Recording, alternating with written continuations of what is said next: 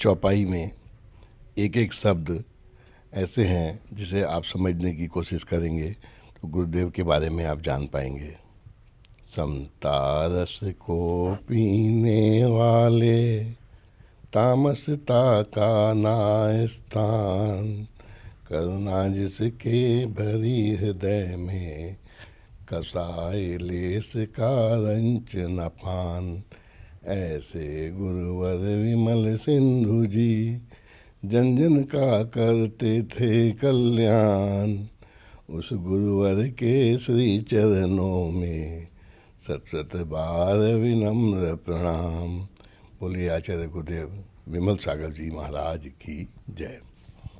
बंधु, वैसे तो हमारा परिवार गुरुदेव की सेवा में, भक्ति में सालों से लगा हुआ है। गुरुदेव के पास हमारा आना जाना सन 1974 से है, जब उन्होंने चातुर्मास समय शिखर में किया था। तब हम गुरुदेव को इतना नहीं जानते थे।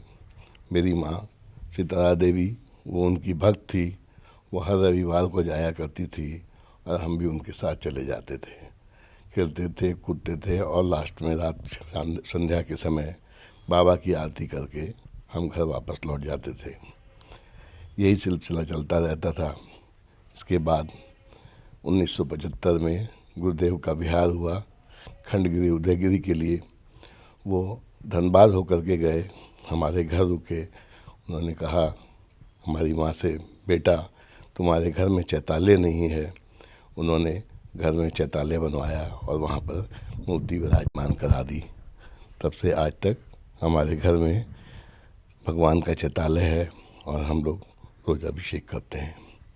गुरुदेव ने हमें बहुत कुछ दिया है और अगर बताऊं तो पूरा दिन भी कम होगा, लेकिन फिर भी कुछ खास बातें मैं बताना चाहूँगा जो गुरुदेव के साथ रह करके मुझे जानने को मिली। दोबारा गुरुदेव से परिचय सन 1992 में हुआ। 92 में जब उस समय शिखर की ओर प्रस्थान कर रहे थे, मेरे पिता शांति प्रकाश जी, वो सोना गिर गए थे और उन्होंने गुरुदेव से कहा था, हे भगवान आप समय शिखर पधारिए। तो गुरुदेव ने कहा कि मैं आऊँगा, बेटा आप क्या करोगे, क्या क्या व्यवस्था करोगे हमारी। तो पिताजी ने कहा था कि गुरुदेव आप जैसे ही उस समय बिहार था, बिहार झारखंड अलग नहीं था, आप बिहार में प्रवेश करेंगे, उस समय में मैं अपने एक लड़के को भेज दूंगा और सारी व्यवस्था वो पूरे बिहार की समय शिखर तक देख करके आपको लेके आएगा। जब महाराज बनारस पहुँचे तो पिताजी ने मुझे कहा, बेटा जाओ, गुरुदेव को हमने कहा हुआ है और उनको लेके आना है। पुनः मैं पहुंचा, गुरुदेव के पास पहुंचा और मैंने गुरुदेव को बताया कि पिताजी ने भेजा है, ऐसा ऐसा उन्होंने आपको वचन दिया था। तब दोबारा गुरुदेव से परिचय हुआ। इस बीच तो मैंने कई जगह दर्शन किए, लेकिन मात्र दर्शन किए लोहारिया में, सोनागिर में, जयपुर में इत्यादि जगहों पर। लेकिन दोबारा जब बिहार में वो प्रवेश कर गए थे बनारस के बाद, तब गुरुदेव ने कहा, बेटा तू बहुत सही समय पे आया है, मेरी सारी व्यवस्था है, बस मुझे एक व्यक्ति की ज़रूरत है जो सारे काफ़िले को ले करके वहाँ तक चले। तब गुरुदेव ने मेरा परिचय श्री आर के जैन साहब से करवाया और उसके बाद से उनकी समाधि तक मैं लगभग 700 दिन के प्रवास में, 700 दिन का प्रवास उनके रहा, मई 20 से लेकर के लगभग, और 29 दिसंबर 1994, मई 20 1992 से 29 दिसंबर 1994 तक लगभग 700 साढ़े 700 दिन में मैं 150-200 दिन उनके पास रहा और करीब से उनसे मिलने का, उन्हें देखने का, उन्हें समझने का मौका मिला। उनके जो भाव होते थे वो बहुत ही करुणा भाव थे, समता भाव थे, छोटे बड़े किसी के प्रति कोई तरह का फ़र्क नहीं होता था। वैसे उनके पास हर रोज़ घंटे भर लाइन लगा करके लोग पूछने वाले आते थे, लेकिन बिहार के समय रास्ते में गरीब अमीर कोई भी आ जाता, कोई गांव वाला आ जाता, तो भी उसको वो उपचार बताया करते थे। हम ऐसा कहा करते थे कि गुरुदेव का 1 से 2 बजे तक सैटेलाइट एंटीना शुरू हो जाता है, आपको कुछ बताने की ज़रूरत नहीं है, कुछ बोलने की ज़रूरत नहीं है। वहाँ जो भी आता था उसका गुरुदेव उपचार किया करते थे। कैसा भी उपचार होता था उसके अनुकूल बता करके, चाहे वो जैन हो चाहे अजैन हो, उसी के अनुकूल उसका उपाय करते थे, उसकी समस्या का समाधान कर दिया करते थे।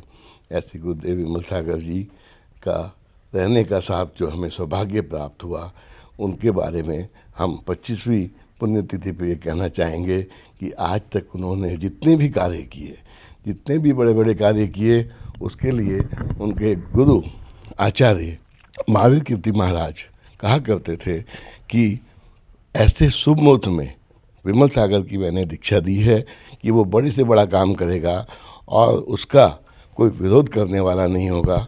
ये हमने साक्षात देखा भी। जो गुरुदेव विमल सागर महाराज के लिए महावीर कीर्ति महाराज ने लिखा था, वो हमने साक्षात पाया कि उन्होंने जो भी रचनाएं करी, जो भी निर्माण कराए, जो भी कार्य कराए, वो अद्भुत थे और उस समय के लिए वो अकेले पहले कार्य थे। जैसे समूह शरण का पूरा कराना, 30-24 का निर्माण कराना, 24 बनवाना, अन्य जितने भी कार्य थे, ये सभी कार्य उन्होंने प्रथम बार देश में कराए थे। समूह शरण की रचना नहीं थी, वो कराया। 30-24 के मंदिर नहीं थे, वो करवाए। उसके बाद तो और भी कई कार्य कराए और उसके बाद उस तरह के कार्य देश में कई क्षेत्रों में हुए, लेकिन जब उन्होंने कराया था वो अपने आप में पहली बार कराया था। उसकी आवश्यकता थी, लोग उसे देख के समझ पाते थे कि ये 30-24 क्या होती है, समूह शरण क्या होते हैं। हमने किताबों में पढ़ा है, लेकिन वहाँ पर साक्षात देख के समझने का मौका मिलता था। आचार्य गुरुदेव के साथ 2 साल कैसे निकले। 29 दिसंबर 1992 का भी दिन आया जब उनका आखिरी दिन था। वो समय भी हमने देखा जब उन्होंने आखिरी सांस ली और उनके बाएं पैर का अंगूठा मेरे हाथ में था। 4:27 पर शाम को 29 दिसंबर 1992 के दिन गुरुदेव ने होम कहते हुए अपनी आखिरी सांस को छोड़ा था। वो दृश्य भी आज तक हमारे दिमाग में है।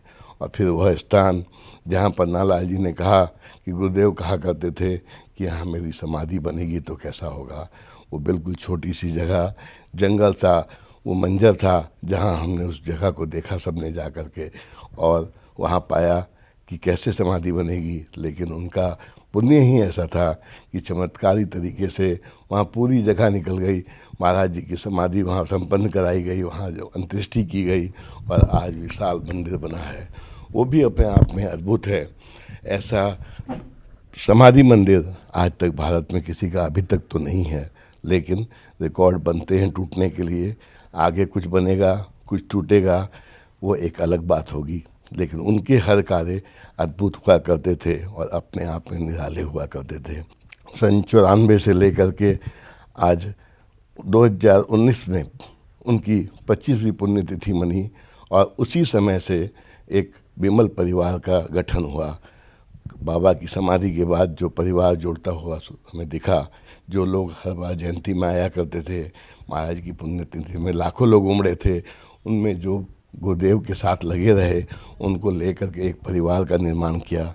हालांकि उनके लाखों भक्त हैं, लाखों भक्त थे, करोड़ों भक्त थे, और आज भी उनको अपने अपने स्थान पे ऐसी भक्ति से पूजते हैं, शायद हम उनको नहीं जानते और वो हमें भी नहीं जानते। लेकिन ये कहना गलत होगा कि जो विमल परिवार में आज जुड़े हुए हैं वही बाबा के भक्त हैं। बाबा के लाखों करोड़ों भक्त थे और आज भी हैं। और कुछ ऐसे भक्त भी मैंने देखा है इन दिनों जुड़े हैं, जिन्होंने बाबा को देखा नहीं था, गुरुदेव को देखा नहीं था, उनकी समाधि पे आकर के उनका ऐसा हृदय परिवर्तन हुआ, ऐसा जुड़ाव हुआ, ऐसा लगता है कि आज वो सबसे गुरुदेव के करीब भक्त हैं। इतनी तन मन भक्ति से झूमते नाचते बाबा का हर वर्ष पुण्यतिथि स्मृति दिवस 29 दिसंबर को मनाते हैं। मैं आप सभी से आह्वान करूंगा, जो भक्तगण जो आज हमारे परिवार में, गुरुदेव के परिवार में जुड़े नहीं हैं, वो जुड़ें और 29 दिसंबर में आकर के अपनी उपस्थिति दर्ज करा करके हमें भी अपने खुद को हमें जानने का मौका दें। हम बहुत खुश होंगे कि आप भी बाबा के भक्त हैं और आप भी यहाँ आए, हमसे जुड़े, बाबा से जुड़े। बाबा से जुड़ने का तो आप जुड़े ही हुए हैं, लेकिन हमसे आप जुड़ोगे तो हमें और ज़्यादा खुशी होगी। बंधुओं, ये बाबा का ही चमत्कार है, परिणाम है कि आज सैकड़ों लोग एक साथ जुड़े हुए हैं, एक परिवार की तरह रहते हैं। आज 25 साल से बाबा की पुण्यतिथि मना रहे हैं। इस वर्ष गत वर्ष 29 दिसंबर को बाबा की सभी ने मिलकर के 25वीं पुण्यतिथि उद्वारण महोत्सव के रूप में मनाई, और वो भी एक अद्भुत हुई। जैसी कल्पना, जैसा सपना हमारे अध्यक्ष जो हुआ करते हैं और जो आज 25 साल से हमारी समिति के अध्यक्ष हैं श्री R.K. जैन साहब ने देखा था, वह कार्य श्री शिखर चंद्र जी पहाड़िया की अध्यक्षता में पूरा कराया। और उन्होंने कहा था कि हेलीकॉप्टर से मैं व्यवस्था करवाना चाहता हूँ, वो भी पूर्ण हुआ। 2400 टोक सम्मेद शिखर की 2400 टोक पर पुष्पवृष्टि कराना चाहता हूँ, वो भी पूर्ण हुआ। एक साथ अभिषेक एक ही समय में हो, ऐसी उनकी भावना थी, वो भी पूर्ण हुआ। और इसके अलावा बोनस जो मिला वो आचार्य विद्यासागर महाराज जी का सानिध्य मिला। सम्मेद शिखर पर्वत पर झंडारोहण उनके सानिध्य में हुआ और 3 दिवसीय कार्य 27, 28, 29, 30 3 दिवसीय उद्धारोहण कार्यक्रम 28, 29 और 30 को धूमधाम से मनाया गया। 28 तारीख को नीचे शुरुआत झंडारोहण से हुई। 29 तारीख को आचार्य गुरुदेव की पंचामृत अभिषेक जल आदि से अभिषेक हुआ और 30 तारीख को प्रातःकाल से ही ऊपर लोग पहाड़ पर वंदना को जाने शुरू हो गए। 11 बजे का समय एक साथ एक समय पर मुकर्रर किया गया था अभिषेक करने का। पंडित धर्मचंद जी शास्त्री ने वहाँ पर पहुँच करके गौतम स्वामी टोक पर झंडारोहण कराया। आचार्य विद्यासागर महाराज जी का पूरा संघ वहाँ विराजमान का, उनके सानिध्य में उनके आशीर्वाद से झंडारोहण पूर्ण हुआ। और उसके बाद गाजे बाजे के साथ एक ही समय पर अभिषेक हुआ, जो कि अपने आप में अद्भुत था। मैं नहीं समझता कि आज तक मैं धनबाद में रहता हूँ, पास ही में रहता हूँ, वहाँ से 75 किलोमीटर सम्मेद शिखर से है। मैंने अपने जीवन की याद में कभी भी ऐसा अभिषेक होते नहीं देखा कि 24 टोक पे एक साथ मुनि महाराजों के हर साधु 2 साधुओं के सानिध्य में एक समय पर 24 टोक का अभिषेक हुआ हो।